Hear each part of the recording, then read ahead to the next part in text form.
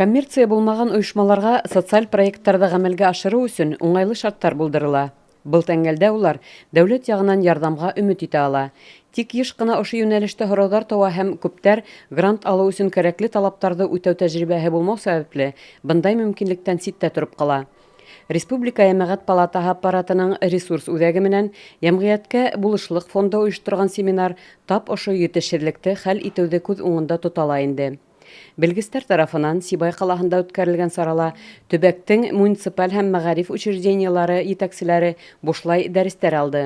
Иң тәүҙә уларға Башҡортостан башлығы грантында ҡатнашыу ҡағиҙәләре тураһында ентекле аңлатма бирелде. Был, әлбиттә, ошо көндәрҙә тамамланасаҡ конкурста ҡатнашыусылар өсөн үҙҙәренең проекттарына төҙәтмәләр индерергә ярҙам итте.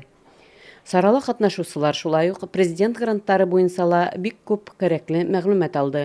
Тәжрибәле белгестәр уларға был тәңгәлдә йыш ҡабатланған хаталар тураһында иҫкәртте, файҙалы кәңәштәрен бирҙе.